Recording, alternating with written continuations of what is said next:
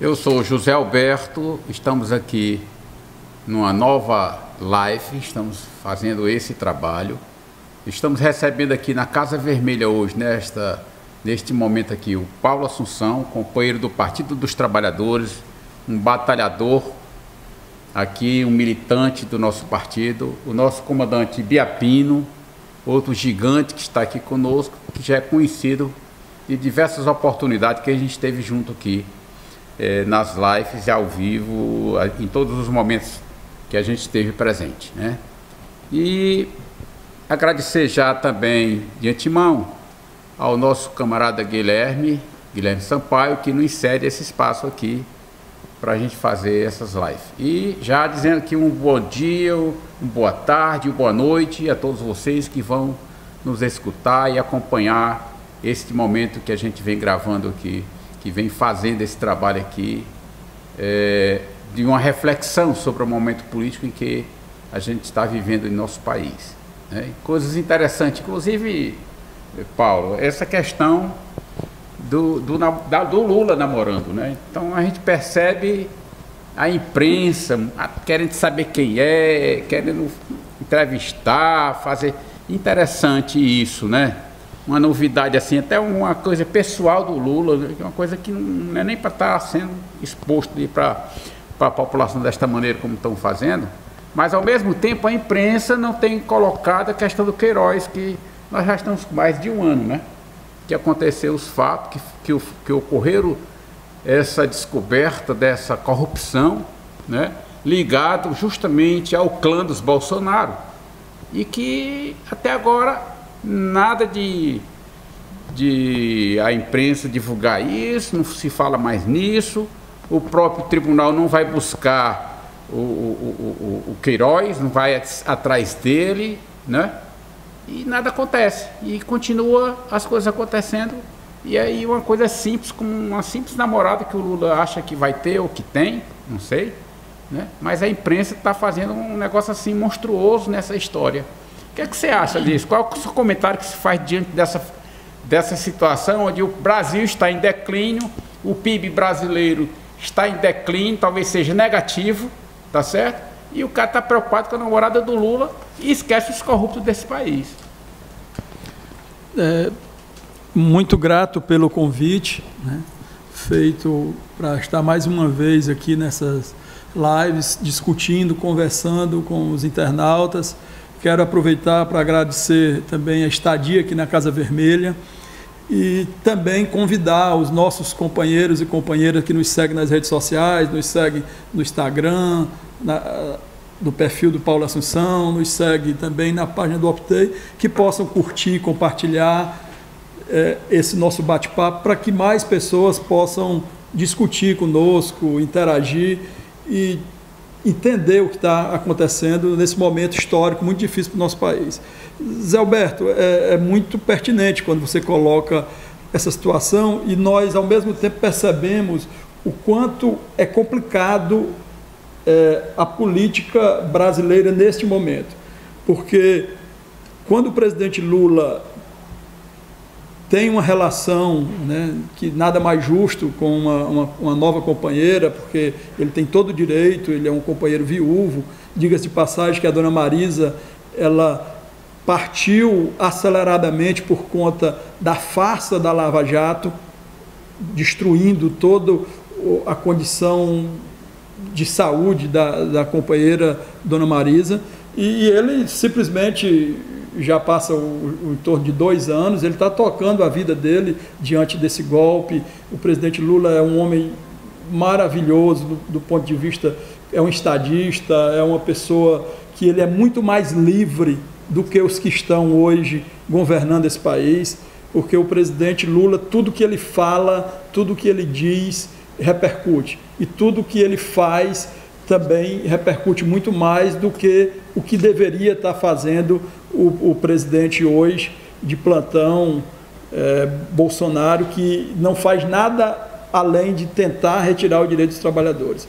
Eu quero dizer que eu pessoalmente, a gente toca nesse assunto justamente para poder dizer que a gente não concorda da grande mídia estar o tempo todo colocando a relação do presidente Lula, a relação pessoal, sobrepondo inclusive a agenda do país, escondendo Queiroz, né? Quando a gente pergunta cadê o Queiroz, é uma pergunta simples, mas muito séria.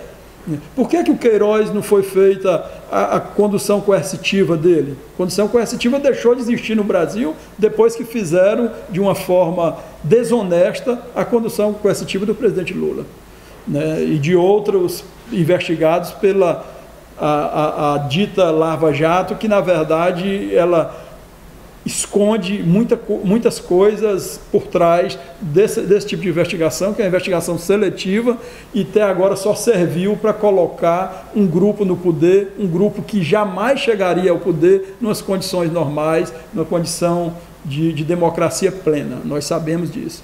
Portanto, Zé Alberto, Ibiapino, companheiros e companheiras, amigos que sempre nos seguem nas redes sociais, eu acho que esse debate sobre a vida do presidente Lula só mostra o quanto eles são insignificantes, né? Portanto, o presidente Lula, mesmo estando numa prisão política, o presidente Lula é livre, e ele é muito mais livre do que os que hoje estão governando, porque não conseguem governar, porque eles não têm interesse de governar para o nosso povo. Paulo, eu acho que você fez uma boa observação em relação à questão do Lula livre, né? Porque o Lula, fisicamente, ele pode estar lá preso numa sala, uma coisa assim da Polícia Federal, mas o pensamento do Lula está na cabeça de cada um de nós, está nas pernas de cada um de nós, está no coração de cada um de nós, né? E o Lula, por ele ter a consciência de que ele é inocente, ele simplesmente está tranquilo, né? Enquanto que aqui fora os que estão à frente do governo, né, digamos assim, estão preocupados, inclusive querendo parar as investigações da COAF, parar as investigações do Queiroz. Então por que quer parar? Se você diz que tem que ser transparente, tem que acabar com a corrupção, então por que eu vou parar uma investigação? Se eu não tenho culpa no cartório, então por que eu vou parar? Né? Então, meu camarada Ibiapino, faça um comentário aí a respeito dessa questão do Queiroz, que a imprensa não fala mais. A imprensa não fala mais. Quer falar é da namorada do Lula. E o Lula está tranquilo, né? Quem está preocupado são os homens lá que diz que vão receber um prêmio lá em Nova York, e o prefeito disse, não, ninguém chamou ele aqui não. Quer dizer, diabo de presidente é esse que não fala a verdade para o povo, hein? Em primeiro lugar, eu gostaria muito de abraçar vocês, Roberto, e abraçar também o companheiro Paulo Assunção, e aos queridos e queridas internautas. Um grande abraço, estamos mais uma vez aqui com a live direto para falar com as redes sociais. Agradecer imensamente a Casa Vermelha, porque cede esse espaço, todo bem adaptado para a gente fazer o nosso trabalho, que é um trabalho gigantesco, aqui coordenado pelo Daniel, e que merece todo o respeito, porque é um militante que tem um esforço tremendo no sentido de fazer o contraponto à mídia burguesa. Então, para o vereador Guilherme Sampaio, obrigado pela constância desse ambiente à disposição, não somente nosso aqui, mas de quem precisa para fazer uma reunião com sindicalistas, etc, etc. E além do mais, o vereador Guilherme tem um conjunto de pessoas com um comitê instalado aqui em defesa da liberdade do ex-presidente Luiz Inácio Lula da Silva, Comitê Lula Livre. Sobre essa pergunta, Zé Alberto, eu, infelizmente, tenho que dizer que a mídia burguesa, a televisão burguesa, o jornal burguês, a rádio burguesa, ela tem um papel a cumprir, que é alienar as pessoas, manipular as informações e garantir o status quo. Pronto, esse é o grande papel. A televisão, principalmente. A televisão hoje tem 3 grandes papéis. Primeiro é de fazer fofoca. segundo é de manipular a mente das pessoas. Fofoca, manipular a mente das pessoas e espalhar mentiras através de meia-verdade. Isso faz pena. Será possível que o Joseph Pulitzer teria razão quando ele falou ainda ele nasceu em 1847. 1847. E ele disse: com o tempo, uma imprensa corrupta, mentirosa e oportunista faz um público tão vil quanto ela mesma. Não tem nada a ver se o Lula tem uma pessoa com quem ele está se relacionando, se o Fernando Henrique tem, se o Bolsonaro tem, se qualquer escritor, qualquer intelectual ou qualquer político tem. Mas eles tiram o foco. Eles tiram o foco da realidade para colocar em coisas banais. Quer dizer, o que é que deveria estar sendo discutido com responsabilidade, não com mentira, como fizeram com o Lula, e o Paulo Assunção disse muito bem. Porque a imprensa, juntamente com o Moro, que representava a justiça na época, denunciou, condenou e prendeu, antes da devida defesa, conforme prevê a própria Constituição, que a pessoa só poderia ser presa depois do processo transitado em julgado. O Moro, a serviço dos Estados Unidos, grampeou o telefone da presidenta da República, proibido pela Constituição, que é a lei maior do país. Não aconteceu nada com esse sujeito. Isso foi grave, mas ninguém comentou. Esse tal de Queiroz, que é um ex-policial militar, motorista da família Bolsonaro, e esse rapaz movimentou em um ano 1.200.000. É muito dinheiro para o motorista movimentar. Agora tem uma manobra que a imprensa não diz, mas nós aqui, dirigido pelo companheiro Daniel, fazendo o contraponto para as redes sociais nessa live. Como pode, minha gente? Eu estou falando para quem tem inteligência, ou pelo menos um pouco de capacidade de raciocinar. O COAF, que é um conselho para fiscalizar a movimentação financeira, porque eu, como cidadão brasileiro que sou, e gosto muito do meu país, posso ter um esquema de lavagem de dinheiro. Então, vamos dizer que eu sou um operário, ou então motorista, como o Queiroz é. Aí eu movimentei 2 milhões, como é que um operário pode movimentar 2 milhões, Paulo Assunção, por ano? Aí o COAF é um conselho legal, constitucional, aí ele averigua e diz: olha, o Ibiapino movimentou 2 milhões de reais e é incompatível com o salário dele, tem alguma coisa errada.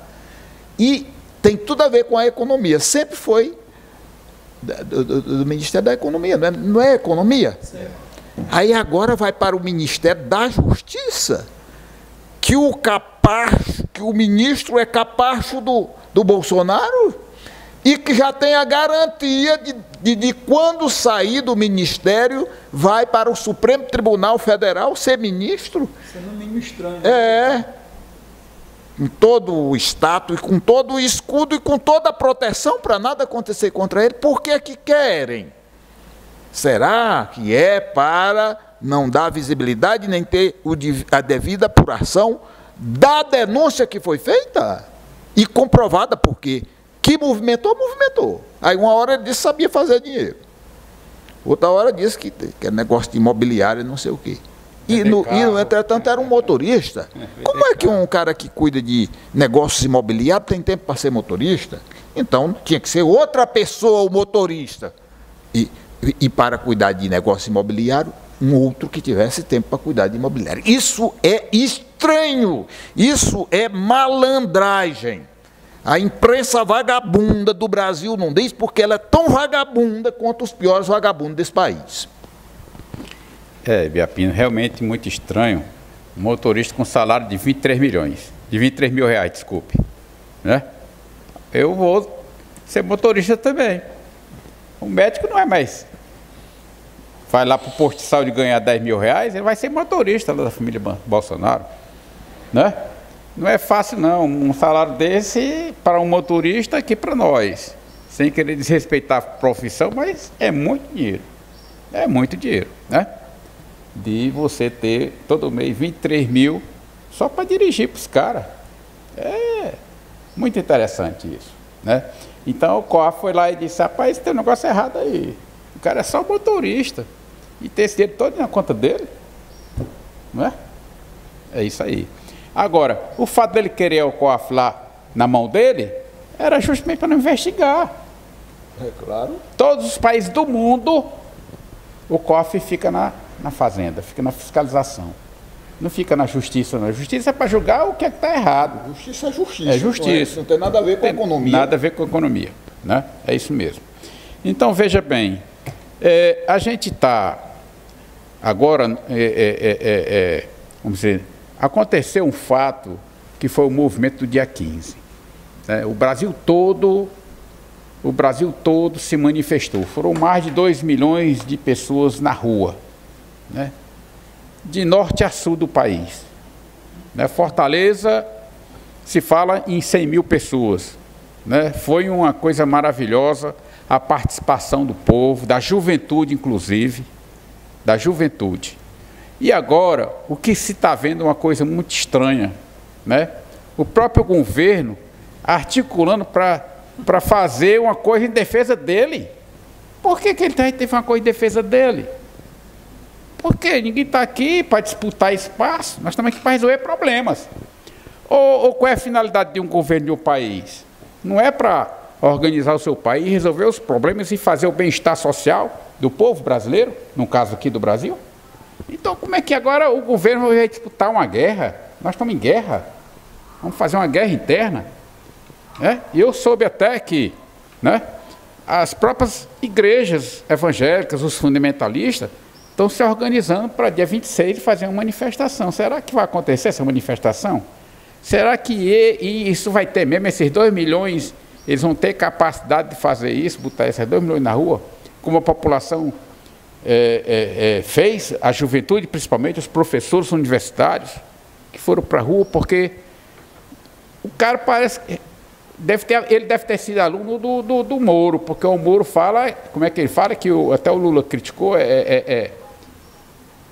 como é que o Lula disse que ele era analfabeto, que ele não disse a palavra direito. Ei, Daniel, como é que foi a palavra? Conge, foi o conge. Né? O cara é ministro, foi juiz, e não sabe falar uma palavra que é banal para ele, conge. Que ele utiliza o tempo todo. É banal para ele. Ele utiliza todas essas palavras estão no dia a dia dele, né? Alberto, deixa eu te falar outra coisa. Ele também cometeu um erro faz alguns dias, ainda era juiz, quando ele falou o seguinte: houveram vários casos na justiça assim, assim, assim. O verbaver, ele é impessoal. Portanto, não pode ter houveram. Houve vários casos. Isso. E só se conjuga na terceira pessoa. Portanto, um juiz não pode ser um imbecil. Sabe por quê? Porque, primeiro, ele estudou a vida toda. Segundo, ele fez um concurso para juiz. E como é que você comete um erro primário da língua portuguesa? Todos nós cometemos o vício de linguagem. É verdade. Às vezes a gente vai dizer, a gente se acostumou tanto a ouvir as pessoas dizer mulher, que a gente diz mulher. Né? Isso é um erro, porque a palavra é mulher. Entretanto, por um vício de linguagem, a gente comete erros. E muitas vezes por não saber, porque a língua portuguesa ela é uma língua, assim como o espanhol e como várias outras línguas, o francês, complexa. Tem muitas regras. Né? Eu já vi grandes jornalistas cometendo erro, eu já vi até escritor cometendo erro de português. Mas isso é muito normal. O que não pode é o erro primário. Houveram vários casos desse. Aí, e agora, esse outro, rapaz, esse cara é realmente um lixo humano. Porque quem sai do seu país para servir uma outra república, e uma república dominante, tem que ser chamado de lixo humano. Eu quero dizer nessa live para as redes sociais que um dia, gente, principalmente vocês jovens e vocês que foram para essa manifestação última que houve, e que vocês foram protagonistas, heróicos, vocês já estão com a página reservada na história e no futuro, porque vocês estão lutando por educação, vocês estão lutando por uma pátria em que as pessoas estudam, em que as pessoas buscam a dignidade, buscam o bem-estar das demais pessoas através da educação, porque a educação é um bem extraordinário de qualquer nação. Então, parabéns para todos vocês. Vocês são mais novos do que nós, terão mais tempo para viver. Um dia vocês saberão quem é Sérgio F. Moro. Realmente, um juiz que fala dessa forma precisa ir voltar para, como é que diz, para a creche, começar lá por baixo mesmo, lá do início. Mas voltando aqui ao nosso assunto, você poderia fazer um comentário a respeito dessa atividade que esse cara quer fazer? Aí ele vai mostrar qual é a liderança que ele tem, né? Se ele tem liderança ou tem liderança, né? Tem que ver isso. Quem é que vai para a rua? Porque o pessoal das panelas desapareceu. O pessoal das amarelinhas desapareceu, não é? Cadê esse pessoal que não reclama do que está acontecendo no Brasil? Um país que está em declínio. A Ford fechou a fábrica de São Bernardo, pessoal. Fechou a fábrica, vai embora do Brasil. A Mercedes já ameaçou lá em Minas que vai tirar o time também. E aí vem mais desemprego, né? Então, meu camarada, dá para você fazer um pequeno ou breve comentário a respeito dessa atividade que esse cara quer puxar, em vez dele trazer solução para os problemas, ele cria mais problemas. Na verdade, ele quer disputa, né? Ele acha que a eleição ainda continua. Mas eu queria pedir licença aqui aos nossos internautas, até para voltar um pouquinho a questão, eu retomo em seguida, mas para voltar um pouquinho a questão do COAF. Olha, gente, o COAF, que a vida toda, o tempo todo histórico, teve junto com a Fazenda, né, de todos os países, primeiro dos países ditos como países civilizados, né, onde tem Constituição, onde tem, obviamente que todos têm, né, mas os países de primeiro mundo, todos eles, isso é na Fazenda. É muito estranho essa loucura, essa vontade do Moro ficar tomando de conta do COAF. Olha, gente, não custa lembrar que a Fundação Lava Jato, né, uma fundação que foi criada com Lava Jato com recursos nossos, brasileiros, porque que os Estados Unidos cobrou como multa, simplesmente doou 2 bilhões e 500 milhões de reais, entendeu? Para essa Fundação Lava Jato. Ou seja, por que esse interesse do Moro de ter o COAF na mão? Entendeu? Como é que eles iriam gerir esse dinheiro? Entendeu? Ou seja, tem muita coisa por trás de tudo que está acontecendo hoje no Brasil. Mas eu quero dizer também, voltando aqui à pergunta, antes de falar a pergunta que o Zé Alberto nos fez, mas pegando ainda a deixa do comandante Biapino, quando nós falamos do Moro, gente, os nossos colegas advogados, tem alguns deles que já tentaram buscar a prova que o Moro fez para juiz do concurso, cadê? É esquisito como o Moro chegou na justiça, como ele virou juiz de primeira instância. Esquisito como ele se de Estado aqui no Brasil. É esquisito como ele sempre viajava para os Estados Unidos e depois voltava. É sabido agora que ele fez cursos e mais cursos nos Estados Unidos. Enfim, o Moro, né, a história do Brasil, né, como todos nós seremos julgados pela história, irá julgar o Moro, talvez num tempo, inclusive, muito mais rápido do que o que nós imaginemos. Portanto, o golpe foi tão arquitetado, mas arquitetado com tanta gente de pouca qualidade do ponto de vista, inclusive, de formação, que o golpe utilizou de uma pessoa do nível do Moro para poder derrubar a democracia, para poder prender injustamente o maior presidente da República do Brasil, para poder ajudar a Lava Jato, ajudou a destruir a política no Brasil, porque a gente, historicamente, todos nós reclamamos da política, mas quem é a política? Quem que faz a política no Brasil?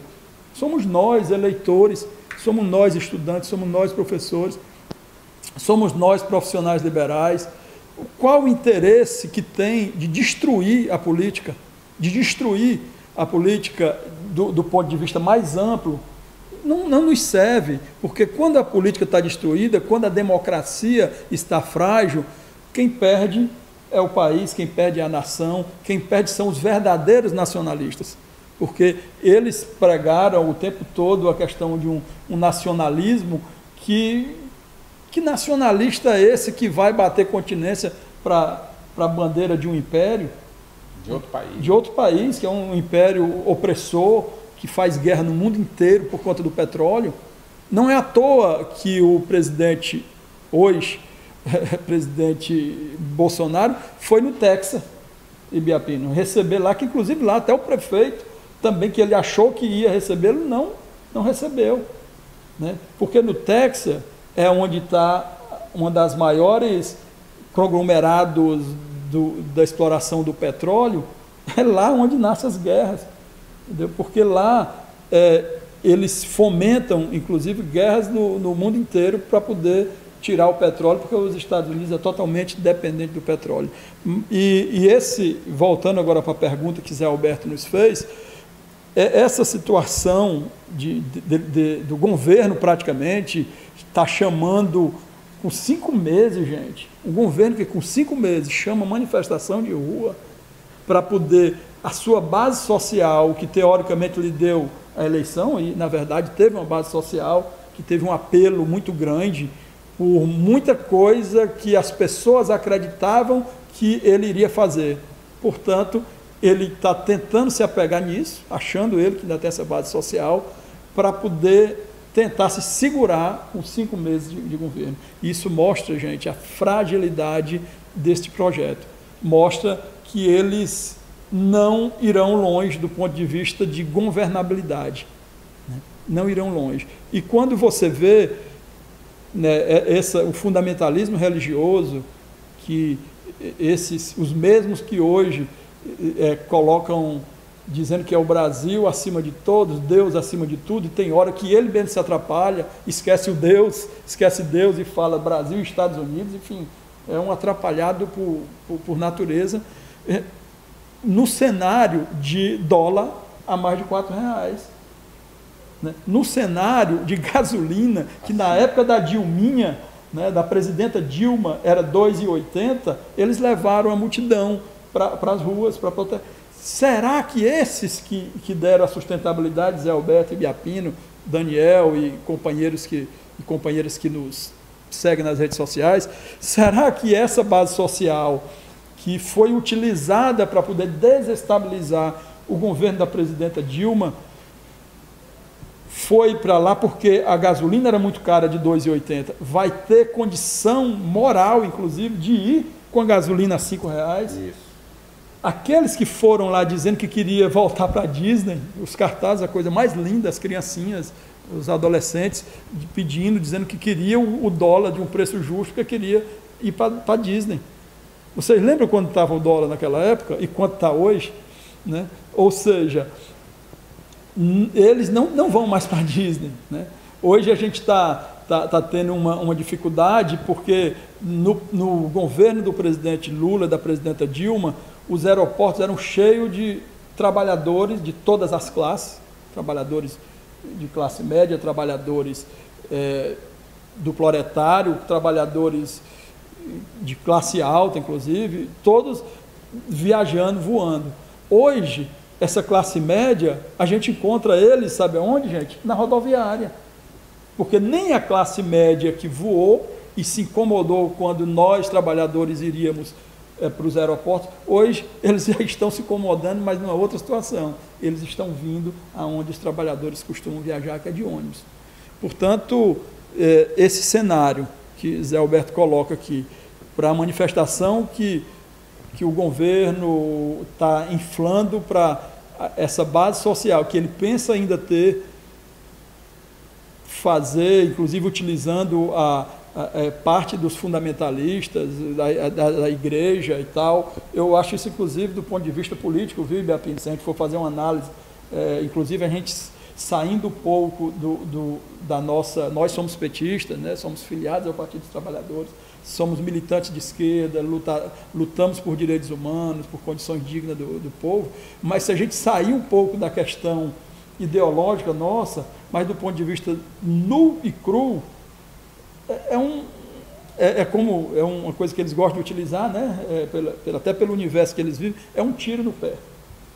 Porque nós conseguimos colocar, junto com as juventudes, inclusive agradecer às juventudes que estiveram agora no dia 15, junto com os professores, junto com os trabalhadores da educação, colocamos mais de 2 milhões de pessoas nas ruas desse país. Será que eles, com esse cenário que eu coloquei, com dólar lá em cima, com gasolina caro, eles irão conseguir colocar esse povo na rua? Portanto, do ponto de vista, inclusive, frio, Ibiapina, eles têm uma grande possibilidade de ter um grande fracasso, né? Um fracasso para eles, que na verdade é muito bom para o país, porque o Brasil precisa realmente ser passado a limpo, e o Brasil não vai ser passado a limpo enquanto nós não tivermos eleições livres e soberanas. Isso precisamos colocar, inclusive, na pauta dos movimentos, que a gente precisa... Eu não sou dos que acham que a gente tem que atropelar o calendário, mas nós precisamos lutar para que, no período de eleição, nós tenhamos eleições livres e soberanas, porque só assim nós iremos pacificar o nosso país. O Paulo, aí, gostei da fala de você. Como é que diz assim? Foi bem, né? Na sua fala você aprofundou várias questões aí. E uma questão que você colocou aí que me chamou atenção, é essa questão da política. Porque a gente vai para a rua, conversar com pessoas na rua, muitos deles ainda dizem, quer saber de negócio de política? Política não sei. Não é? Não quer saber de política. Pobre coitado, me desculpa aí a minha expressão aqui, mas nós fazemos política todo momento, 24 horas. Você faz política na sua casa. Quando você chega para o seu filho, a sua esposa, olha, a partir de agora vamos tratar essa coisa assim. Então você está fazendo política. A política é o nosso dia a dia, pessoal. Agora, nós não sabemos escolher o nosso representante, é outra história. Se você não faz uma reflexão em saber em quem você vai votar, dar um cheque branco para o cara fazer lá e dizer o que quer fazer, do jeito que ele quer fazer, será que você, mesmo que votou no Bolsonaro, queria que ele privatizasse o Banco do Brasil, a Caixa Econômica, os Correios, entregasse o pré-sal para a Shell, dispensasse 1 trilhão de impostos? Era isso que você queria? Ou você queria que ele viesse e fizesse um Brasil produtivo e que melhorasse a vida para as pessoas? Você acreditou nisso, mesmo sem ele ter vindo dizer qual era o projeto dele. Se escondeu e não fez nem para o debate. Mas nós avisamos, quando a gente estava fazendo o debate na rua, nós levamos a nossa proposta, nós levamos, como é que diz, o nosso projeto, o projeto dos trabalhadores.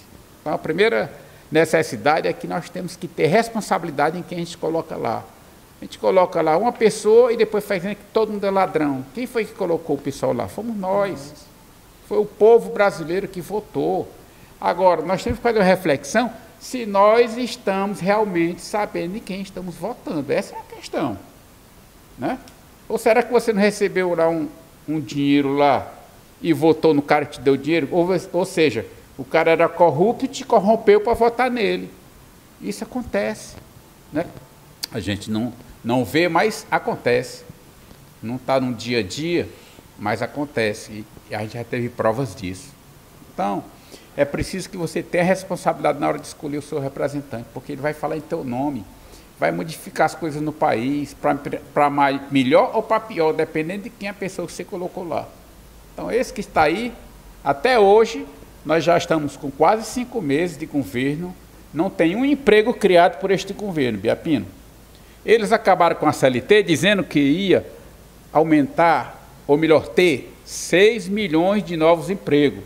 Não tem um emprego sequer. Agora estão dizendo que com a reforma da Previdência vão aparecer 8 milhões de empregos. Ora, mas se na primeira proposta não tem um emprego sequer criado por eles, quem que vai acreditar que vai ter emprego porque vai acabar com a Previdência? Né? Então, inclusive a deputada Jandira, que é do PCdoB, ela disse, olha, ministro, fala a verdade para o povo, deixe de mentir para o povo. Você fica mentindo para o povo. Diga a verdade, rapaz. Diga que o projeto de vocês é assim, que vocês estão querendo acabar com a Previdência, arrasar com a Previdência e dar dinheiro para os banqueiros. É isso que está acontecendo. Não é? Então, meu camarada Biapino, eu só levantei essa tese, essa questão aí, porque o meu amigo Paulo, ele levantou muito bem essa questão da política, que as pessoas não dão valor à política, não querem saber de política, e que é aqui para nós, é uma santa ignorância. Não querer a política, porque nós vivemos na política, queiramos ou não. Temos que ter política para sobreviver, temos que ter leis, tem que ter regras, e isso é política. Agora, tem política, como é que nós vamos querer? Não é? Você poderia comentar alguma coisa? Sobre a política, posso. Você tem uma mania de aprofundar muitas coisas, no sentido assim de enquadrar cada questão de forma didática, no sentido de ver se há a compreensão do que a gente está falando. Às vezes isso é até mania. Mas sobre a política, Zé Alberto, e você falou várias coisas muito importantes. Sobre a política, o homem é um ser essencialmente político. É o Aristóteles. Sabe onde vocês vão encontrar, pessoal? Num livro que eu vou indicar agora, A Política, de Aristóteles. E aproveitando a indicação do livro, né? Eu vou logo indicar outro. Esse aqui é um livro aqui de um cearense, Leonardo Mota, O Cantador. Muito legal, sabe? Fala da cultura do cantador, e eu gosto tanto de cantador, sabe? Eu posso, produção, fazer um versozinho sobre os cantadores? Um tio meu, já não é mais vivo, faz tempo que morreu, chamava Sebastião e era cantador, não profissional para viver de cantoria, vivia da agricultura, mas cantava nas horas vagas, no final de semana. Era. Ele chamava-se Sebastião e, como eu, era negro. E tinha uma família lá em Quixeramobim, que era a família de Pereira. Essa família, ela era uma família de classe média, tinha terra, um pouco de terra, não era muito, mas tinha. Eles eram brancos e tinham uma tendência a ser um pouco gordos, obesos. E esse outro cantador se chamava José Pereira, branco e bem forte. E a canalha botou um apelido nele de porco. Que era gordinho. Era, mas se chamasse ele de porco, tinha briga, rapaz. Ele não gostava. Quem quer ser chamado de porco? E na época tinha o duelo, o cantador duelava com o outro. E as moças ficavam geralmente do lado do melhor, né? Uhum. Daquele que tinha mais habilidade para improvisar e tal. Aí o José Pereira disse o seguinte, olha que o apelido dele era José, chamavam ele de porco, pelas costas, porque na frente ninguém chamava. Aí ele disse, me chamaram para cantar com um bastião. Quando eu pensei que era um moço de correntão, chegou aqui o nego velho, sujo com os pés no chão. Ele derrubou, né? Aí as moças bateram palma e tudo mais. Imediatamente o meu tio disse, Na obra da cantoria, eu sou judeu e não sou cristão. Tu se chama Zé Toicinho, bom tempero para feijão. O toicinho vem de onde? De porco. Aí pronto. Aí ele tacou logo a viola na cabeça do meu tio, foi uma briga medonha, acabou essa cantoria, mas meu tio ganhou a parada. É um cantador, gente, é extraordinário. Mas sobre a política, pessoal. O outro livro é A Política, Aristóteles. O Aristóteles. Certo, eu vou aqui para o Aristóteles, depois eu volto para o Leonardo de novo. Então, a política vem de polis, né? A palavra deriva, né? Não tem o poder de derivação, né? Pedrada de pedra, amoroso de amor, e assim por diante.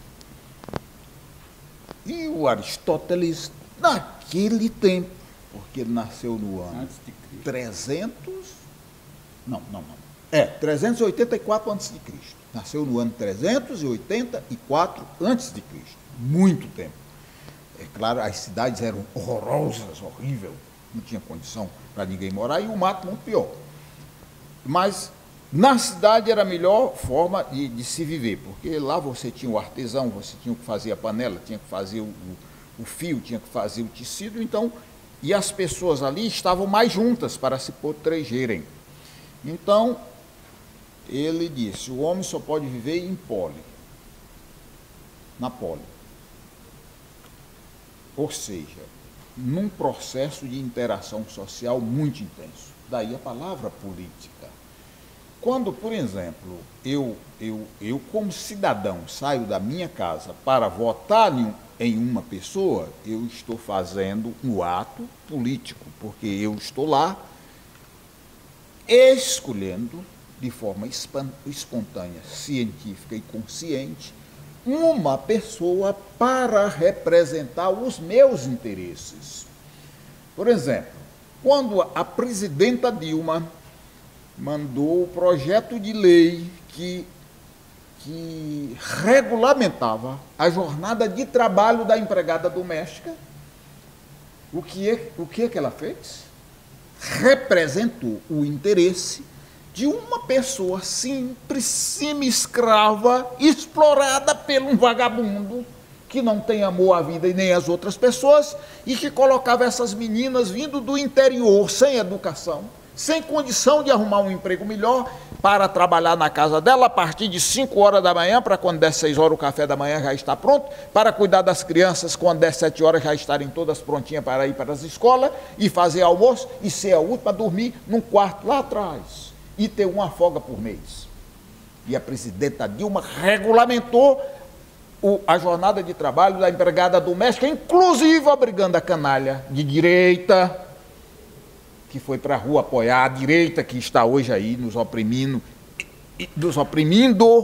e tentando conspirar contra a educação.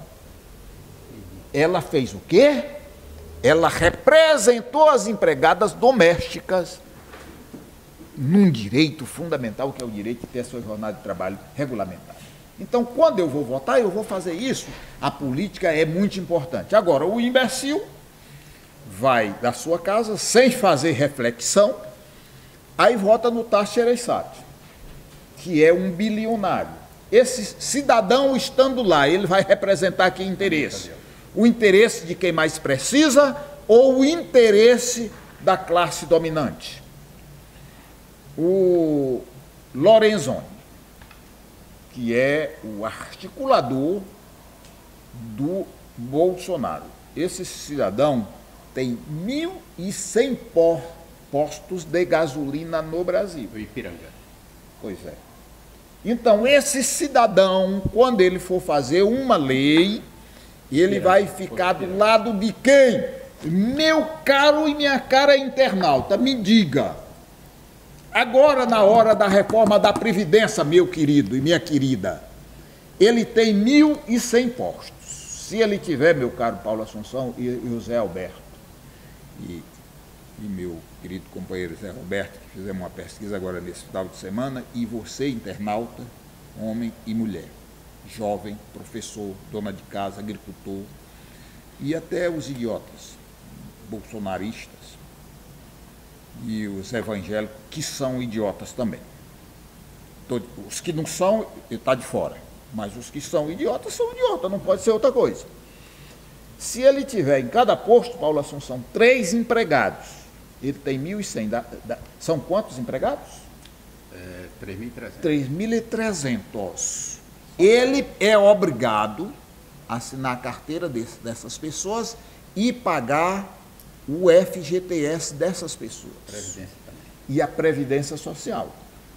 Quando ele votou na reforma da Previdência, ele votou a favor desse trabalhador que está no posto de saúde, no posto de gasolina dele, ou votou em favor dele? Me respondam, senhores e senhoras, e jovens, e idiotas também, se tiver algum assistindo. Se acaba a Previdência Social, que ele é obrigado a pagar um percentual todo mês para garantir a vida dessa pessoa que passou a vida trabalhando para ele.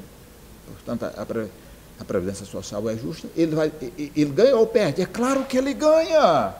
Então, quando ele votou contra a reforma trabalhista, e agora ele está fazendo articulação com os outros empresários que estão no Congresso Nacional para acabar com a Previdência Social, não é a política que está fazendo isso. Sabe quem é? É o Lorenzoni, que você votou nele. É o Tasso Gereissati, que você votou nele. Quem não votou está fora do meu dedo. Da mira do meu dedo. Figura de linguagem, né? Vocês sabem. Então, a política, gente, é uma ciência. Agora, se você tem um malandro na política, se você casa com um malandro, se você anda ao lado de um malandro, é claro que você tem muitas chances de ter sucesso. Né? Então, a política é exatamente o que o Zé Roberto disse, e vocês poderão se aprofundar lendo o Aristóteles. Mas pode ler Platão e tantos outros filósofos. Por que é que essa canalha que está no poder quer acabar com a filosofia e com a sociologia? Porque não deixa as pessoas pensar.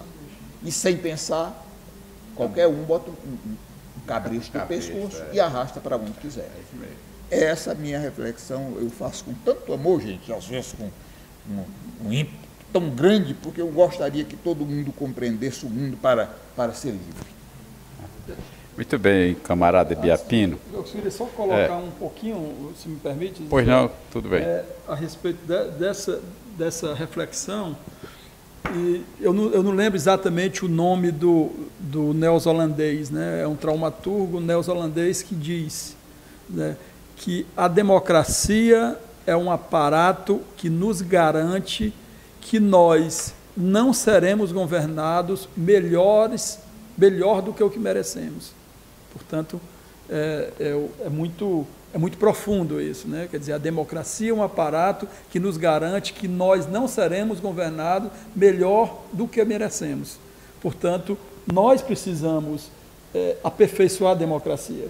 E o Ibiapino, provocado pela nossa discussão aqui coletiva, pelo Zé Alberto, que muito bem faz as colocações, nos traz isso, né? A política é uma ciência belíssima. Agora nós precisamos que os bons, diante do que é bom para cada um de nós, possam estar ocupando os espaços.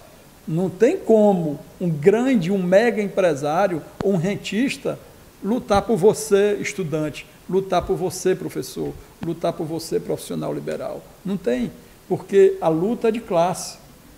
A luta é de classe. E quem mais chegou próximo de pacificar isso aqui, do ponto de vista de fazer um grande acordo de classe, foi o presidente Lula. E o status quo fez o que fez com o presidente Lula, e nós estamos bravamente resistindo, o presidente Lula está bravamente resistindo, iremos trazer de volta a democracia para o país de uma forma mais plena, com muita luta, e por isso eu quero aproveitar e convidar a cada um e cada uma de vocês para que no dia 30, no dia 30 de maio, possamos estar todos nós nas ruas do Brasil inteiro, junto com a estudantada, né, junto com os professores, com as professoras, porque nós sabemos que o motor da revolução sempre vai ser a juventude.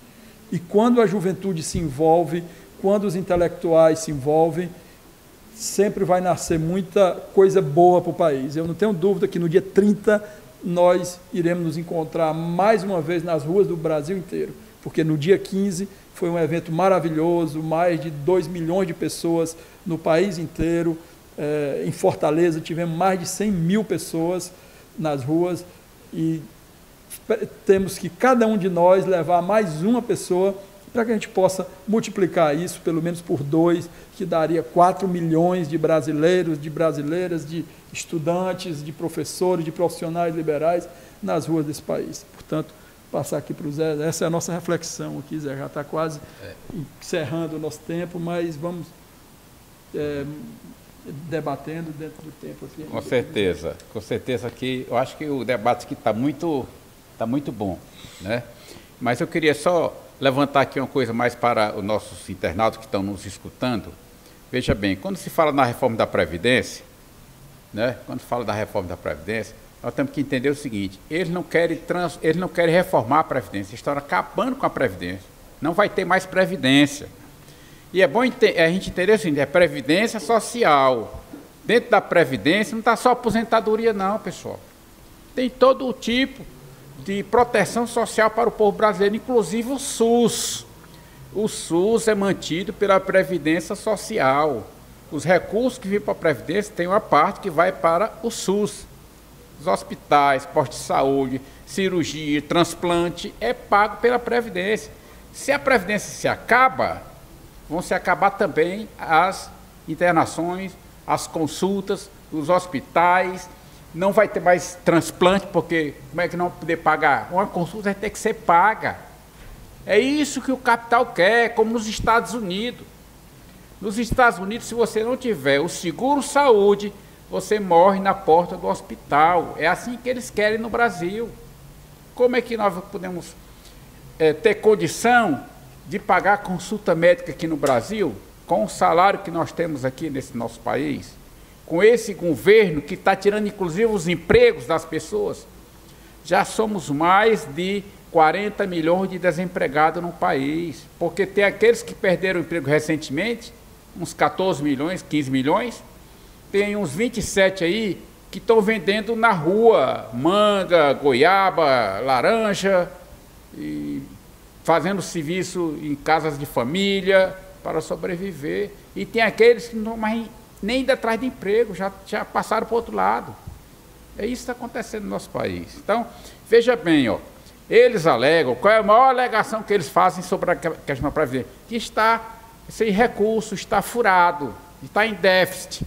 É uma mentira, uma falácia. Sabe por que eu digo para vocês? Aí, onde é que está o primeiro erro deles? Eles que estão com déficit e vai resolver o problema. Aí, na reforma dele, só para vocês entenderem, são 3 fontes, as 3 maiores fontes de dinheiro que entra na Previdência é folha de pagamento, o trabalhador que paga na hora que recebe o seu salário e o lucro das empresas. O que é que eles estão fazendo? Estão tirando tudo isso aí, deixando só o dinheiro do trabalhador. Como é que, se está com déficit, como é que eu tiro 2 fontes de 3, eu tiro 2 e vou resolver o problema do déficit? Então, por aí você vê que não é verdade o que eles colocam para a população, eles mentem.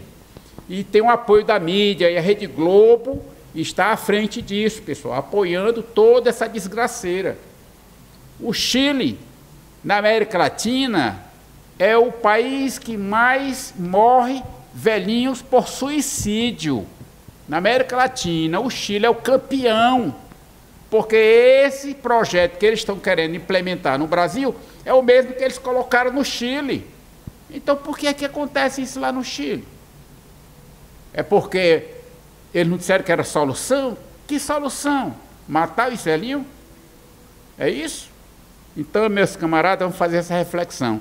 Então, o meu camarada Ibiapino e meu camarada Paulo, eu quero fazer aqui um desafio para vocês aqui nesse momento.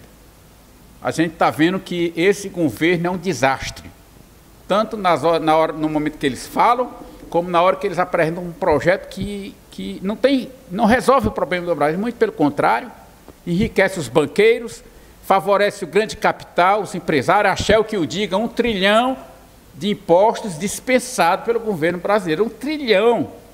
E agora eles dizem que querem acabar com a Previdência, fazer reforma para recuperar o trilhão. É só cobrar os impostos da Shell. Está resolvido o problema, não é isso? Então vamos cobrar o imposto da Shell? Tá certo, meu camarada? Então, veja bem, no dia 15 a gente fez aqui já a manifestação, mais de 2 milhões de brasileiros na rua, que você já, inclusive, já citou aí. Então, eu queria um pouquinho que você falasse um pouquinho do que foi o dia 15, mas também o que será agora no dia 30, né? Qual é o nosso papel no dia 30 agora, viu, camarada Ibiapino, camarada Paulo? E mais, no dia 14 de julho, nós vamos ter uma greve geral nesse país. Então, qual é o nosso papel nesse momento? É ficar assistindo de camarote ou ir para a rua, somar com aqueles que já estão lá? É ir para a rua para dizer que nós não queremos um país de joelhos batendo continência para a bandeira dos Estados Unidos, não. Nós somos um país grande, rico, minério, tem todo tipo de produtos aqui nesse país e nós temos que se submeter ao governo americano. Isso é uma vergonha para nós. Um país que não tem autonomia, e só depende de nós. E o dia 30 está aí, nos chamando para vir para a rua. E o dia 14, mais uma vez, ir para a rua novamente com a greve geral, parando todas as empresas, as fábricas, tudo. Vamos para a rua, vamos mostrar a nossa força, porque só assim nós podemos mudar este país. Então, colocada aqui essa pequena reflexão, dá aqui o nosso camarada Paulo, depois eu passo aqui para o meu companheiro Ibiapino, e a gente vai chegando no nosso finalmente, viu, camarada? E na sua fala, eu queria que você acrescentasse uma coisa, quando você fosse falar, você esteve em Cuba recentemente, né, no começo do ano, então fala um pouquinho lá das coisas boas que a gente, o pessoal diz, qualquer coisa, vai embora para Cuba, vai embora para a China, o pessoal dizia isso, não era cultura isso, dizer, agora as pessoas sabem mesmo como é que o povo de Cuba vive, vê se a gente encontra em Cuba lixo como a gente encontra em Fortaleza. Hoje mesmo, Ibiapino, eu tive, sabe onde? Na Barão de Aracati, ali perto da Receita Federal. E há um mês atrás eu passei lá, tinha um pezinho de jerimum, e eu passei hoje de novo. E o bicho está grande, rapaz, está quase florindo. Eu até bati uma foto, depois eu te mostro. Um pé de jerimum na calçada, assim, bem pertinho da Receita Federal. Na Barão de Aracati, eu acho que é 764 o número em frente, onde está essa planta lá. Então, é um pouco disso aqui e vamos ao nosso desafio. Na verdade, Zé Alberto, essa história desse girimum na calçada, na rua, é muito bom porque é agricultura familiar urbana, né? Primeiro que eu sou um defensor da agricultura. A tristeza que nos dá é porque ele tem um adubo, né? Ele tem um adubo orgânico, coisa que não é para ter numa cidade do porte de Fortaleza, adubo orgânico em todo canto, né? Isso. E uma outra coisa que eu gostaria de pontuar é que a gente debate aqui, nós somos de Fortaleza, vivenciamos a cidade, né? Mesmo a gente estando falando aqui para o mundo inteiro, através das redes sociais, e aqui nós somos combatidos, né, pela extrema-direita nas redes sociais, a gente debate, inclusive tem alguns que conseguem ser educados, os que são realmente trabalhadores, que estão equivocados, mas tem uma relação, e tem outros que a gente sabe que é fake, né? É impressionante como os perfis dos apoiadores do Bolsonaro são falsos.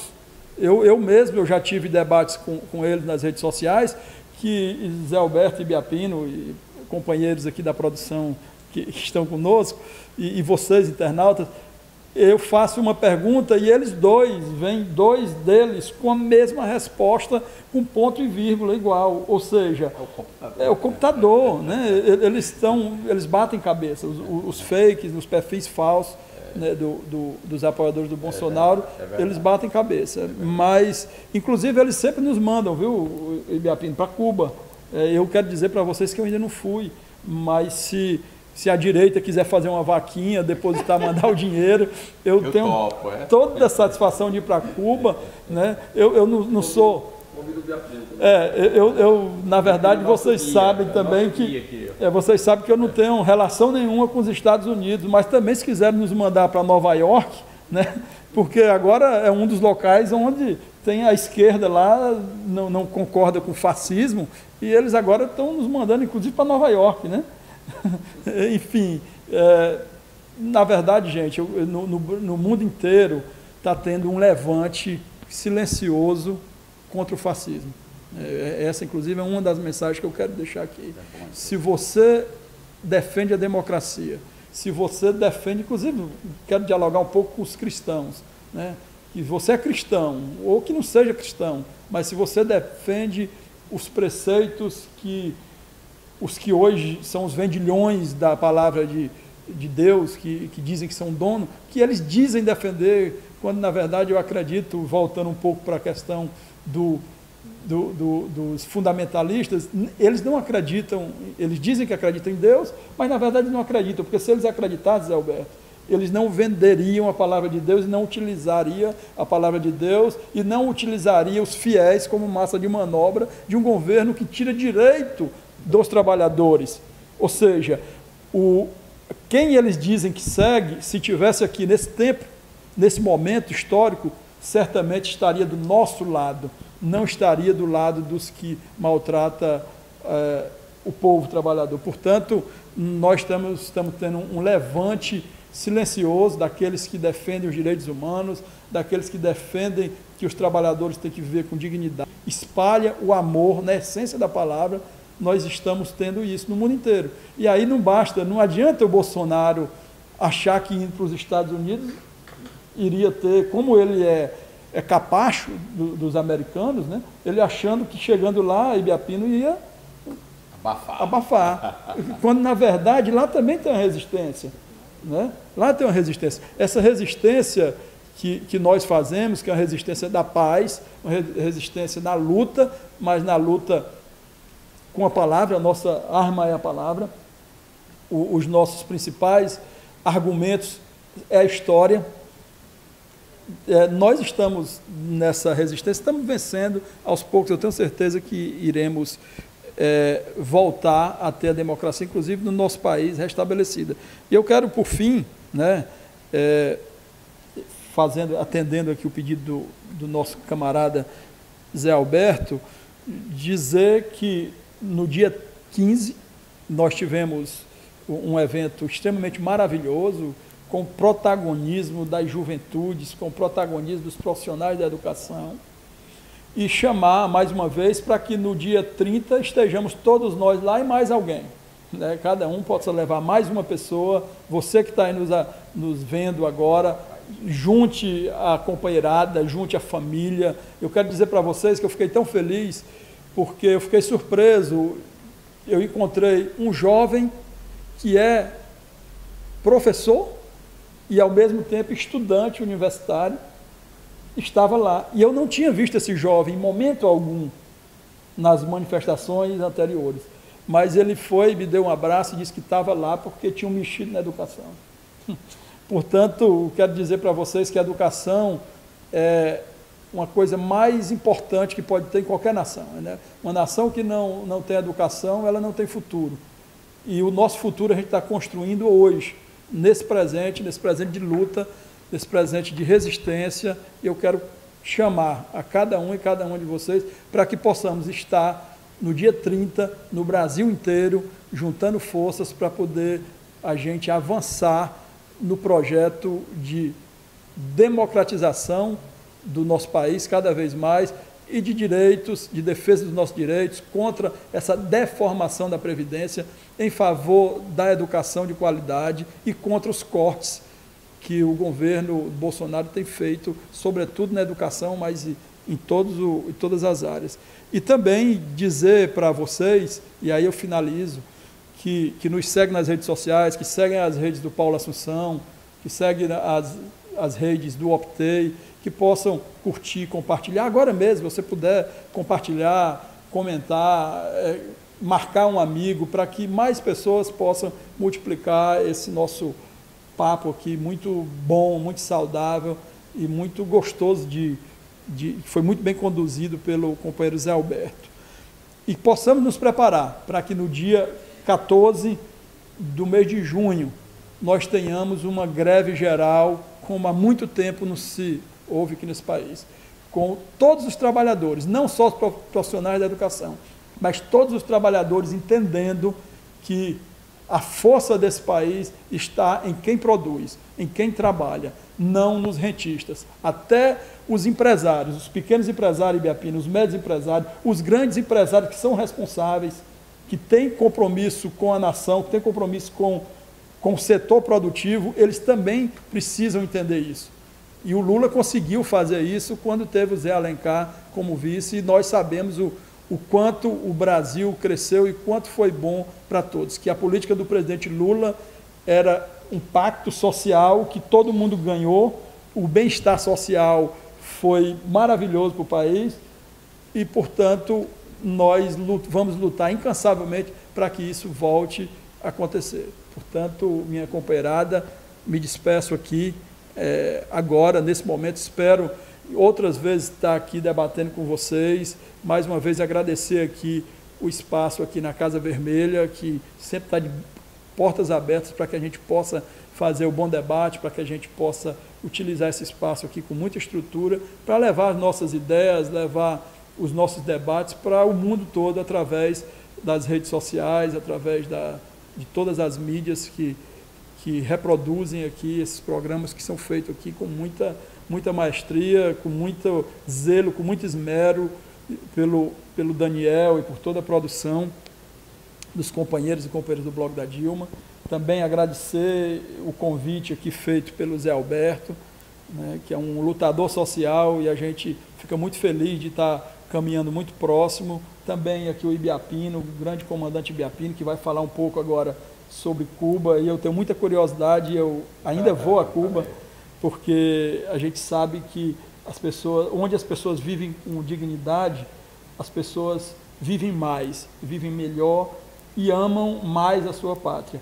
E nós, aqui no Brasil, nós amamos a nossa pátria, nós lutamos por ela e queremos que um dia possamos voltar a ter orgulho do jeito que nós tivemos em algum momento, num momento histórico muito próximo, na época dos governos do Partido dos Trabalhadores, com o presidente Lula e com o presidente Dilma. Lula livre. Comandante, eu queria acrescentar uma coisinha na sua fala aí. Talvez você possa até falar menos sobre a questão do dia 15 e tal, porque assim, tem Cuba aqui que a gente gostaria que você fizesse uma fala, mas a gente queria também ouvir um pouco sobre a Venezuela, você comentar alguma coisa sobre a Venezuela, e também a situação da Argentina hoje. A Argentina passa uma crise profunda. O Brasil vai no rumo da Argentina. A Argentina ainda está pior do que o Brasil nesse momento. A inflação na Argentina, mensal, inflação hoje na Argentina, é 57% ao mês. Sabe quanto é o juro bancário? Se você pedir um dinheiro emprestado ao banco, é 62%. Ou seja, se eu pedir R$1.000 emprestado ao Banco da Argentina, em um mês eu tenho que devolver 1.620. É mole? É isso que está acontecendo. Então, a Cristina Kirchner, ela é candidata a vice numa chapa que está sendo construída lá, não é isso? Então, as expectativas que a gente tem na Argentina, quais são as possibilidades, né? Que a gente tem tido umas informações boas, de que há uma possibilidade muito boa, muito forte de poder mudar esse sistema lá. É justamente lá, o presidente atual é o Bolsonaro, nosso aqui, que fez muita coisa que eles querem fazer no Brasil, já fizeram na Argentina. E aqui para nós, se lascaram-se, lascou duas vezes, né? Infelizmente, infelizmente, né? Ninguém está alegre com isso, nós estamos tristes com o negócio dele, ninguém quer isso para o povo argentino, né? Mas precisamos reagir no Brasil. Se a gente não reagir no Brasil, vamos voltar numa situação caótica no nosso país, um país gigantesco desse, onde a população não tem os seus direitos garantidos, né, para poder sobreviver. Vamos lá. Começando pela passeata, pela manifestação do último dia. Foi importante demais e será importante demais. O povo se manifesta. Muita gente falou disso, mas o Aristóteles também falou. Ele disse o seguinte, esse mesmo livro que eu já falei. Ele disse, é evidente que haverá revoluções, porque tem muita gente que trabalha muito e ganha pouco, e pouca gente que não trabalha de jeito nenhum e ganha muito. Por isso vai haver a luta de classe, a revolução. O Aristóteles, rapaz, Naquela época. que nasceu, vou repetir, em 384 antes de Cristo, ele já previu isso. É filósofo. Se estuda ele em todas as academias. É por isso que os fascistas, Bolsonaro, Paulo Guedes, Sérgio Moro, essa porcaria toda, fascista que está no governo, não quer que ninguém estude, meus queridos. Filosofia. Porque se estudar, vai compreender a história da humanidade. Todo mundo bota a culpa em Deus. Ah, eu sou pobre, é a vontade de Deus. Ah, eu estou doente, com a dor tão grande e posso morrer. Mas seja feita a vontade de Deus. Isso está errado. Deus não é mau. Ele não queria nunca que alguém sofresse. Entende? Alguém não tem emprego e alguém está doente e não tem hospital porque tem alguém que acumulou muito dinheiro, explorando o outro. Concentração de gente. Só entende isso se ler, se estudar filosofia. Por isso, estudantes, se eu pudesse dar um abraço em cada um de vocês, mas não posso, porque são tantos. E é bom mesmo que eu não possa, porque se eu fosse abraçar, eu só podia abraçar 10 até 100. Aí 100 pessoas não fazem nada, tem que estar junto. Estão, mais uma vez, conclamado pela a exigência da conjuntura, participar das próximas manifestações que virão pela frente. Tem uma greve geral pensada para o mês de junho, pela educação contra a reforma da Previdência. Derrotar o fascista, derrotar a canalha que está a defender os interesses da classe rica. Essa é a nossa grande missão. E mais essa outra manifestação, que a UNE está organizando, parabéns, ela é histórica no Brasil, ela tem um papel fundamental, teve um papel fundamental e vai ter um papel fundamental no nosso país. Como eu não posso abraçar, olha aqui para vocês. Olha aqui para vocês. Sem educação, só o presidente. Ele não estudou, ele é um mal educado, não estudou, não sabe de nada, é um ignorante, não conhece a língua portuguesa, não sabe o que é filosofia, não sabe o que é sociologia, não sabe nada sobre história, nem a história do Brasil ele conhece. Então, em homenagem a esses estudantes heróicos e esses trabalhadores heróicos que foram para a rua e que irão agora nas próximas manifestações, a greve geral e a próxima manifestação convocada pela UNE, está aqui. Sem educação, só o presidente. Basta. Ave Maria que tenha mais gente. Passando por esse ponto, acho que o Paulo Assunção falou bem, você também fez um comentário sobre Cuba e sobre os Estados Unidos. Que coisa interessante. E, pois, não é que os imbecis estão dizendo que o cara de Nova York, o prefeito, é petista, precisa ser muito idiota. O prefeito de Nova York, ele nem é de esquerda. Ele foi só honesto. Ele é gente rica, da classe rica. Agora, tem cultura, não é o Bolsonaro. Ele disse, o Bolsonaro é um ser perigoso, e é mesmo, gente. É doente. Então, Nova York atrai turista, Nova York tem história. Eu nunca fui lá e nunca irei nos Estados Unidos. Nunca irei. Pois bem, é claro que o prefeito, eu acho que ele foi até meio que radical, mas é claro que o prefeito quis trazer essa porcaria para cá para enxovalhar a história, a cultura do nosso povo de jeito nenhum. Aí mudaram para o Texas. Pois não é que o prefeito também não foi nem lá no evento? E não tinha evento não, gente. Só o Paulo Guedes, que arrumou meia dúzia de moleque lá da burguesia. Rapaz, vamos dar um prêmiozinho ao Bolsonaro, porque o cara está destruído, já perdeu o apoio popular. Então, vamos ver se a gente faz isso. Ele foi lá passear, não foi convidado oficialmente por ninguém e, portanto, ele gastou uns litros de gasolina do Brasil para fazer uma viagem. Foi dele do povo. Do Brasil, portanto, do povo, para fazer uma viagem que não foi convidado e que não foi recebido por nenhuma autoridade. É uma vergonha. E a imprensa brasileira não comenta isso e não diz a verdade. E não diz a verdade. Zé Alberto disse que nos Estados Unidos tem gente que luta. Tem, e muita gente, intelectuais de valor. A luta contra a guerra do Vietnã foram os estudantes, foi a classe média, foi intelectuais da academia norte-americana e muita gente para denunciar o massacre dos Estados Unidos contra o povo do Vietnã. Eu estive em 96 em Cuba, agora eu já vou para Cuba. E eu estudei lá um período e lá tinha um senhor que estava tratando de saúde, um americano, que se tornou meu amigo, John Black. Ele já velhinho e tudo, mas de esquerda. E muito revoltado com o Bill Clinton, né? Que é diferente desse outro cara que está aí. E tinha também um brasileiro lá, e você sabe que os brasileiros onde anda, gosta muito de brincar, tem uns mais ali introvertidos, mas tem muita gente extrovertida. E nós estávamos no café da manhã, lá na própria escola, e um brasileiro do meu lado, Piapinho, para fazer hora com o John Black. Que ele já sabia que ele não gostava do Clinton. Pergunta aí se ele gosta do Clinton.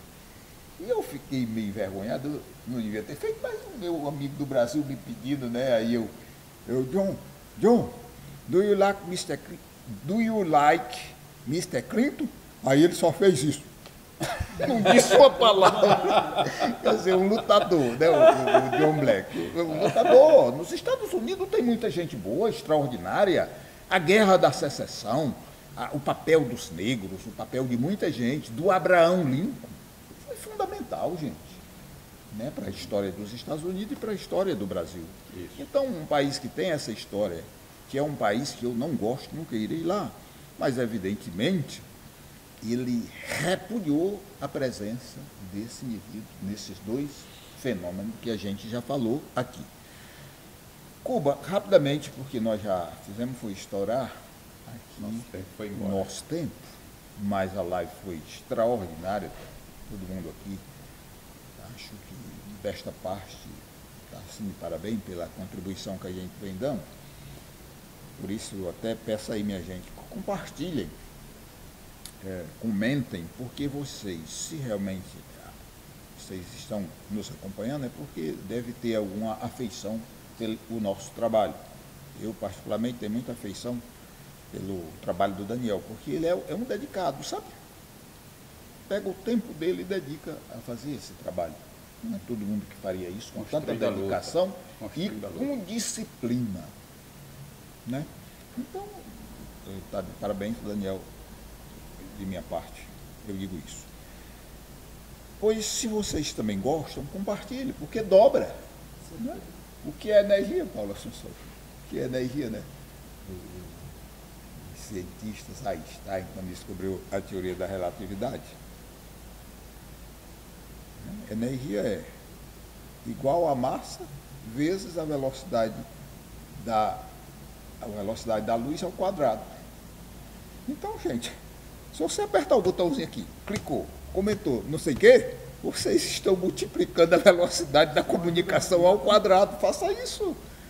E nos ajuda. Mas nós agradecemos, a gente não tem como reclamar, porque a nossa audiência é grande. Bom, é um país pequeno, gente, menor do que o Ceará, e está bloqueado pelos Estados Unidos. Não pode vender seus produtos para canto nenhum e nem pode comprar nada de fora.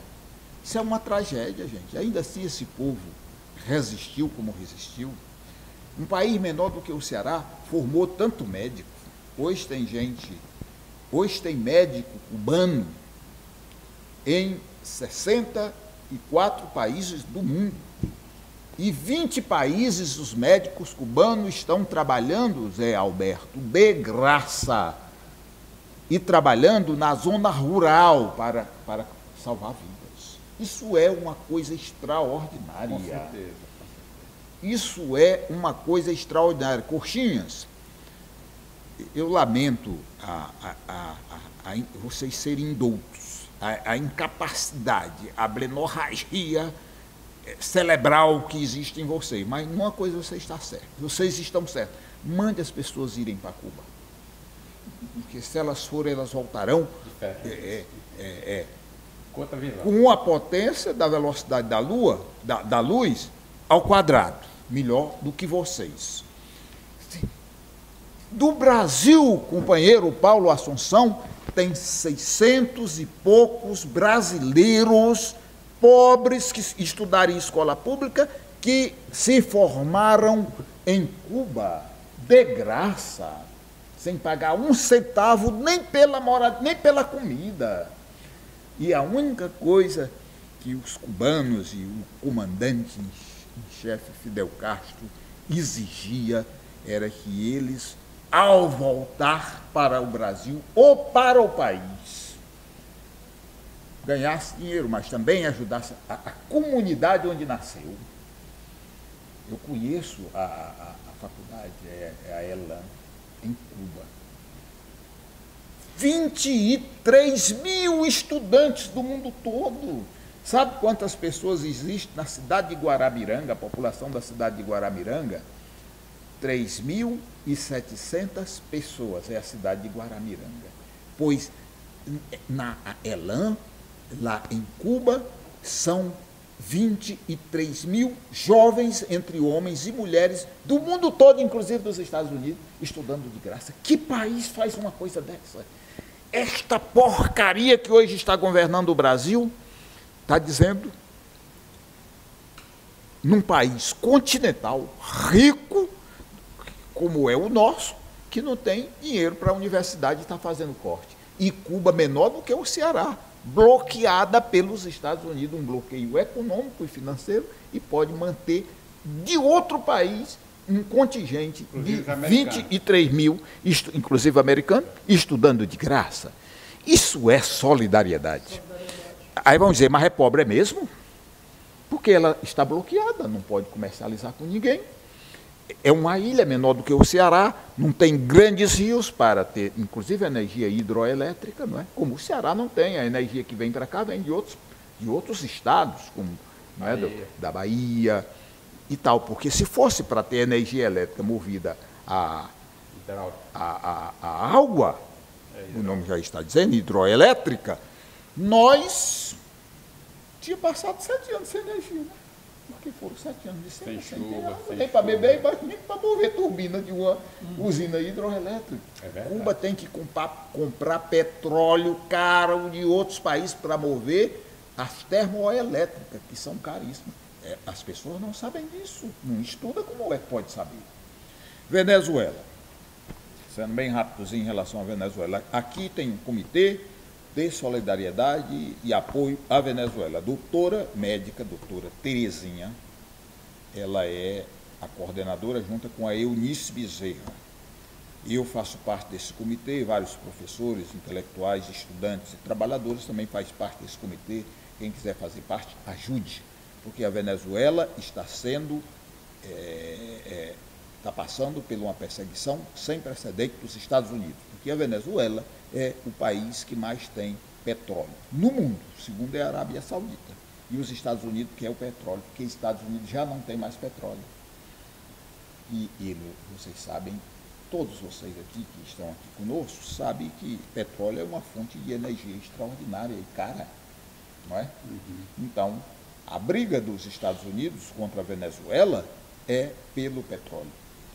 As necessidades que as pessoas estão passando na Venezuela, as necessidades econômicas, em virtude do bloqueio dos Estados Unidos, que também bloqueou a Venezuela. Vou dizer uma coisa que quase ninguém sabe. O Brasil está devendo um pouco mais de 40 milhões de dólares à Venezuela. Porque quem cede energia para Roraima é a Venezuela. A energia de Roraima vem da Venezuela. Depois que a presidenta Dilma foi impeachmentada, o Temer não pagou um centavo da energia que consome e o Bolsonaro também, nesses 3 meses, também ainda não pagou. E ainda assim a Venezuela está cedendo energia para Roraima. E eu perguntei a cônsul, a situação, ela disse, nós vamos continuar fornecendo, que paguem ou que não paguem.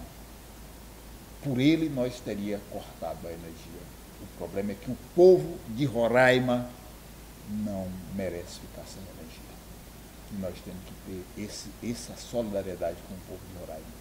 Então, com toda a dificuldade que a Venezuela tem, ela está cedendo energia elétrica para a Venezuela. De graça, porque não está recebendo. Né? Pode ser que um dia receba, eu creio que isso deve estar na justiça. Né? Mas esse é o fato, gente. É preciso compreender. Quando o Lula voltar... Gente, como pode? Gente, como pode, gente? Eu vou dizer uma coisa para vocês aqui. A produção deve já estar aperreada porque foi colocado um monte de pontos. Ele já está rezando ali. Eu vou falar Ei, Biapino, ele já está rezando ali. Eu vou falar, é o jeito.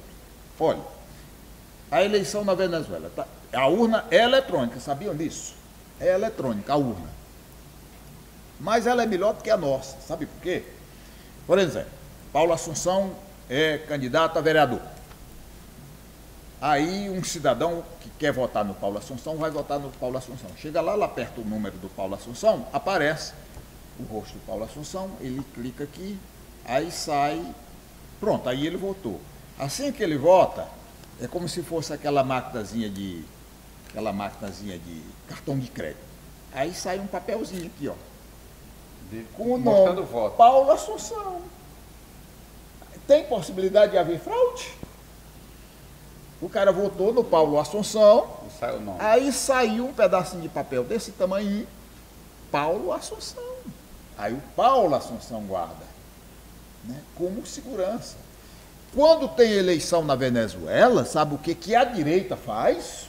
Barricada para o povo não ir votar. Porque se o povo for votar, não tem perigo da esquerda não ganhar a eleição. Esse Guaidó, esse vagabundo que estudou nos Estados Unidos, ele é vagabundo. Gente, a palavra vagabundo quer dizer também desonesto. Por isso que eu uso muito a palavra vagabundo, não é nesse sentido pejorativo, não. É preciso. O português, as palavras têm muito significado. Ele foi candidato a deputado, não se elegeu, ficou na Suprema depois é que ele assumiu. Ele não foi candidato à presidência da República. E como é que ele é o verdadeiro candidato? É o verdadeiro presidente, e não o que foi eleito. Aí os Estados Unidos reconhecer esse cachorro vagabundo, desonesto, e o Brasil como sendo o presidente? Como pode o Brasil, com a tradição que tem de respeitar os vizinhos, reconhecer esse cara? Como pode aquela velha sem vergonha da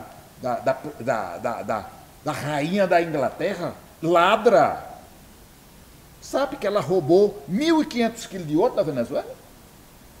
Quando o Hugo Chávez assumiu a presidência da Venezuela, em vários países do mundo tinha ouro da Venezuela, guardado nos cofres, pagando. E ele começou a resgatar. Bom, ainda sobrou na Venezuela, lá, porque o trâmite, vocês sabem que é jurídico e demora. O da Inglaterra, a velha agora prendeu lá, a Inglaterra prendeu, né? Então tá lá, 1.500 quilos de ouro. Qual a importância desse ouro para a economia da Venezuela? Está preso, roubaram. Os ingleses roubaram e reconheceram esse cachorro como sendo o presidente da Venezuela, se ele não foi nem candidato. Isso está certo? Isso é democracia? Quer dizer que o indivíduo que se elegeu é ilegítimo. E o que não foi nem candidato é legítimo. Onde é que cabe isso na cabeça de alguém? É a mesma coisa. Você casa, tem a noiva, casou, mas o verdadeiro marido que vai dormir com a noiva na lua de mel é outro, que não foi nem no casamento, ou ao casamento. Entenderam a figura de linguagem que eu estou fazendo aqui? E vice-versa, né? De modo que nós precisamos compreender isso. Vou terminar aqui agora, meus caros, o companheiro coordenador e produtor pediu para falar uma coisinha do Leonardo Mota. Leonardo Mota. O Leonardo Mota, ele é de Pedra Branca. Grande intelectual, escritor cearense. e nasceu no dia 10 de maio de 1891. Portanto, no dia 10 de maio, agora ele completou 128 anos. Aí eu vou ler 2 versozinhos aqui. Então, atendendo aqui a um pedido da produção, para falar um pouquinho de Leonardo Mota, já falei, e vou completar com 2 versos do Leonardo Mota, com 2 versos que o Leonardo Mota relata aqui no livro dele, O Cantador, que deu, em minha opinião, bem certo com a nossa conjuntura atual. Ele disse o seguinte: o pobre é quem paga o pato. Judiado que é um horror, o rico milionário nada fez a seu favor. Olha aí no tempo que ele escreveu isso. E o pobre somente teme, porque quando o rico geme, o pobre é quem sente a dor. O rico agora está gemendo, né? Agora. Mas o pobre é quem sente a dor, com desemprego, com falta de recursos para a saúde e para a educação. Completando, eu achei essa outra coisa aqui muito interessante. O que dizia Leonardo Mota, no seu livro, na época, que está se vindo para agora, ou seja, é atual. Na situação que está, eu tiro os outros por mim. A linguagem bem simples, né? Na situação que está, eu tiro os outros por mim. A gente, agora em diante, só há de ter tempo ruim. Quem derrotou nossa terra foi esta maldita guerra. O Brasil não era assim. Quem derrotou nós, gente, foi esse maldito golpe. O Brasil não era assim. Mas nós vamos lutar com muita dignidade, os estudantes, os trabalhadores, o movimento sindical, os professores e os intelectuais dessa pátria, para restabelecer a democracia e para lutar por um mundo em que todos e todas tenham direito ao bem-estar e à vida. Eu queria já agradecer aqui a todos os internautas, né? Agradecer aqui a Casa Vermelha, né?